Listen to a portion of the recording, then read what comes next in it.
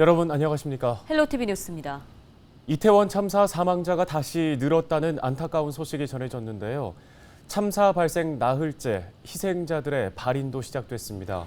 희생자의 대부분이 20, 30대의 젊은 세대이다 보니 가족들은 준비 안 된 죽음 앞에 주저앉고 말았습니다. 김호 기자입니다. 이태원 참사로 희생자 3명의 빈소가 차려진 병원 장례식장. 가족의 애도 속에 20대 희생자 발인이 엄수됐습니다. 고인의 관이 운구차에 실리고 유족들은 눈물로 고인의 마지막을 배웅했습니다. 세상을 등지기엔 너무나 젊은 나이이기에 허망함은 이루 말할 수 없습니다. 유족들의 슬픔을 뒤로한 채 검은색 운구차는 말없이 장지로 떠납니다. 이곳 장례식장에서는 오늘 희생자 2명의 발인식이 엄수됐습니다. 병원 측은 추모객들을 위해 장례식장 내 공동 분향소를 마련하고 희생자의 넋을 기렸습니다. 이태원 참사로 숨진 희생자는 1명 늘어 이를 현재 156명이 됐습니다. 여성 101명, 남성 55명으로 집계됐습니다. 희생자들은 신촌 세브란스와 일산 동국대병원 등 수도권 43개 병원과 장례식장에 안치된 상태입니다. 정부는 희생자 장례비로 최고 1,500만 원을 지원하기로 했습니다. 또 참사 피해자에게 위로금 성격의 구호비를 최대 2천만 원까지 지원할 예정입니다.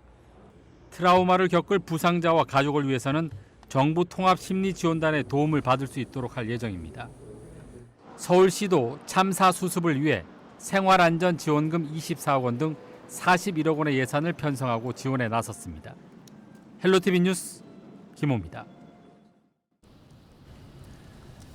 이태원 참사로 온 국민이 슬픔에 빠졌습니다. 경기 북부 지역에도 희생자들의 넋을 기리기 위한 합동 분향소가 설치됐는데요. 시민들은 희생자들을 추모하며 다시는 이 같은 참사가 일어나지 않기를 기도했습니다.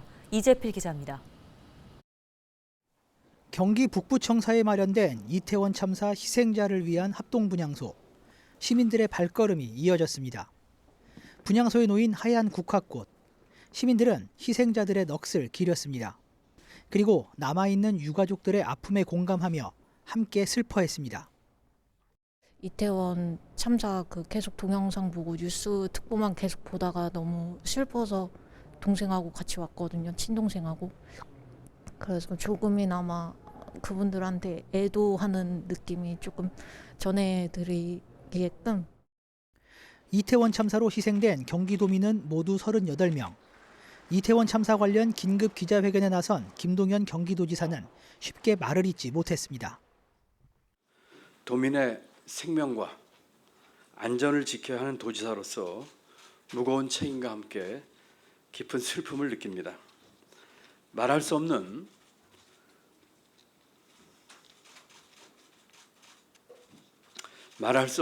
고통과 시리에 빠진 가족분들께 다시 한번 깊은 애도와 위로를 드립니다. 경기도는 참사에 대한 후속 조치를 위해 긴급 대응 지원단을 구성했습니다. 희생자 가족을 지원하는 한편 의료 지원 체계를 총동원해 부상자의 치료와 심리 회복에 집중한다는 방침입니다. 많은 시민들의 목숨을 앗아간 이태원 참사. 남은 이들의 슬픔은 쉽게 가시지 않을 것 같습니다. 헬로티비 뉴스 이재필입니다. 네, 갑작스러운 대규모 인명사고를 불러온 이번 참사. 서울 도심 한복판에서 발생하고 SNS를 통해 사고 현장의 영상이 순식간에 퍼지면서 충격이 더 큽니다.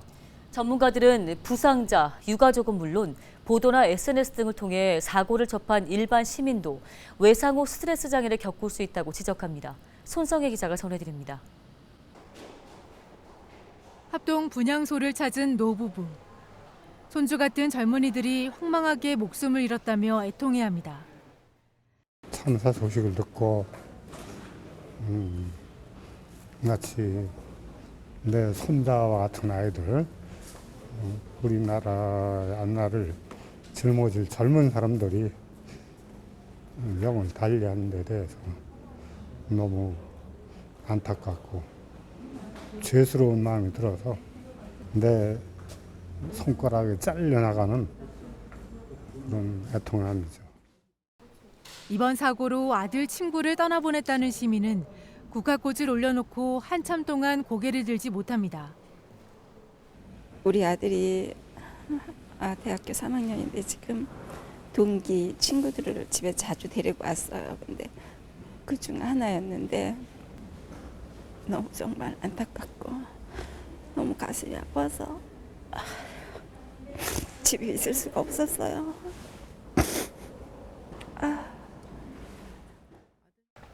내 가족을 잃은 것 같은 슬픔에, 현장에 있었는데 도움을 주지 못했다는 죄책감에 분향소에서 만난 시민들은 하루하루가 고통스럽다고 말합니다.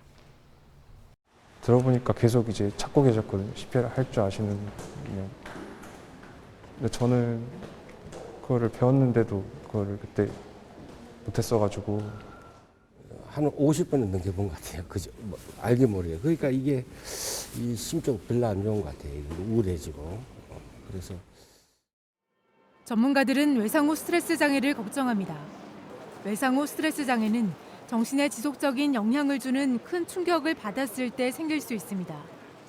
불안이나 죄책감, 우울감, 무기력함 등 부정적인 감정으로 나타납니다. 당사자가 아니더라도 사고 영상을 지속적으로 접하면 외상후 스트레스 장애를 겪을 수 있다는 게 전문가들의 지적입니다. 이번 사건이 저희도 좀 염려가 되는 거는, 정신과 의사들도 많이 염려를 하는 거는, 이제 뭐 미디어를 통한 영상이나 이미지로 이렇게 보게 된 트라우마는 이제 뭐 외상후 스트레스 장애를 일으키지 않는다라고 되어 있지만, 실제로 반복적으로 노출된 것 속에서는 이제 외상후 스트레스 장애에 준한 그런 증상들을 실제로 경험할 수 있거든요. 예, 불안해진다든지 뭐 불면을 경험하기도 하고 우울감을 겪기도 하고. 이태원 참사로 심리적 불안을 느낄 경우 국가 트라우마 센터와 서울시 정신건강복지센터의 도움을 받을 수 있습니다. 헬로티비 뉴스 손성입니다.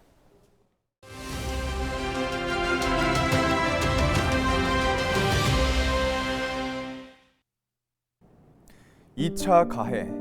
특정 피해 사실을 근거로 피해자를 모욕하거나 배척하는 행위를 일컫는 말입니다. 이번 이태원 참사를 두고 2차 가해가 기승을 부리고 있습니다.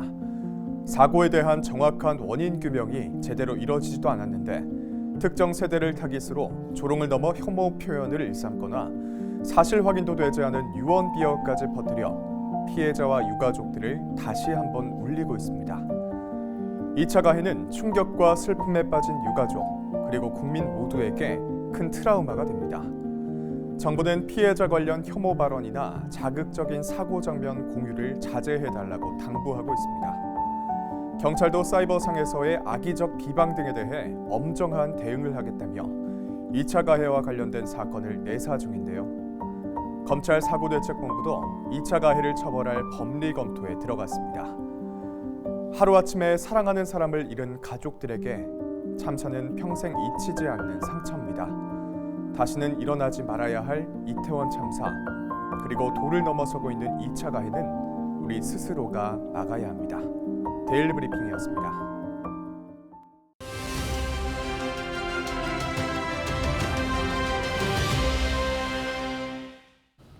다음 소식입니다.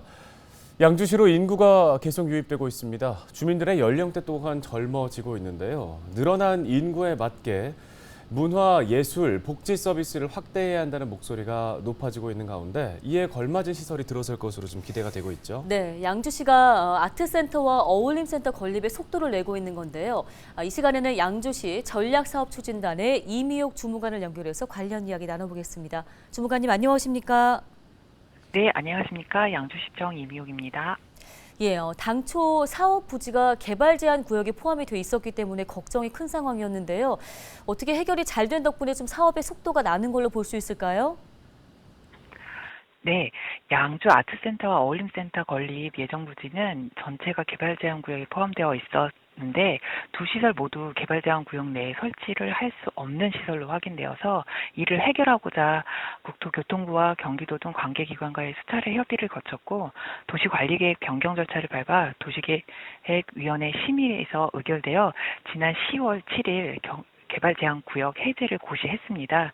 또한 문화시설과 사회복지시설로 결정하는 도시계획 시설 결정도 같은 날 고시하면서 도시계획 관련 사항은 완료되었습니다.